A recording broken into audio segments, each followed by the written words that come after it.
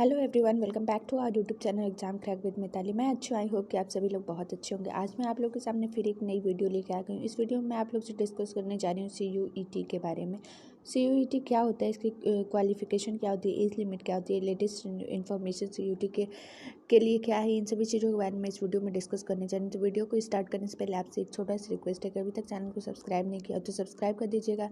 बगल में bell icon button उसे प्रेस कर दीजिएगा ताकि नोटिफिकेशन आप लोग को टाइम पे मिलती रहे। और वीडियो अच्छी लगेगी तो लाइक करिएगा, अपने दोस्तों में भी शेयर करिएगा।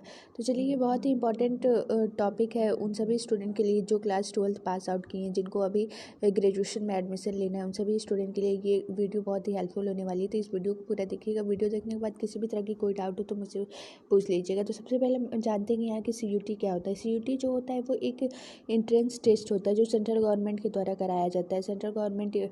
सेंट्रल यूनिवर्सिटी एंट्रेंस टेस्ट इसका फुल फॉर्म होता है, जो कि सेंट्रल गवर्नमेंट के द्वारा कराई जाने वाली ये एक एंट्रेंस एग्ज़ाम होता है, जिसको देने के बाद से आप लोग अपने हायर एजुकेशन के लिए जा सकते हैं। जैसे कि आप लोग ग्रेजुएशन के लिए इस फॉर्म को फिलअप करेंगे। इस एग्ज़ाम को पास करने के बाद आप लोग सेंट्रल यूनिवर्सिटी से अपने ग्रेजुएट कंप्लीट कर सकते हैं। इसमें आप लोग किसी भी तरह का ग्रेजुएशन करना चाहते हैं तो उसके लिए आपको ये एग्ज़ाम देना पड़ेगा। ठीक है, तो इसके सबसे CUET तो आप लोग को पता चल ही गया कि CUET क्या होता है। CUET जो होता है एक एंट्रेंस टेस्ट होता है जो सेंट्रल यूनिवर्सिटी में एडमिशन आपको मिलेगा। इसमें मिनिमम 45 सेंट्रल यूनिवर्सिटी है जिसमें आप लोग का एडमिशन हो सकता है CUET क्लियर करने के बाद से। अब इसकी क्वालिफिकेशन के बारे में जानना है तो क्वालिफिकेशन इसकी है 12th पास आप लोग के होने चाहिए। आप लोग 12th पास हैं तो उसके बाद से इस फॉर्म को फिलअप कर सकते हैं। अब यहाँ पे एज लिमिट की बात कर लेते हैं तो इसकी कोई एज लिमिट नहीं है। कोई भी इसको फॉर्म फिलअप कर सकता है क्योंकि ये एक एंट्रेंस एग्ज़ाम है। बस उसके लिए है कि उसका क्लास 12th कंप्लीट होना चाहिए। ठीक है, तो अब देखिए CUET करने के फ़ायदे क्या हैं। तो CUET अगर आप लोग क्लियर कर लेते हैं तो आप लोग का सेंट्रल यूनिवर्सिटी से आप लोग अपनी ग्रेजुएशन कर सकते हैं। सेंट्रल यूनिवर्सिटी से अगर आप ग्रेजुएशन करते हैं तो उसकी वैल्यू भी ज़्यादा होती है।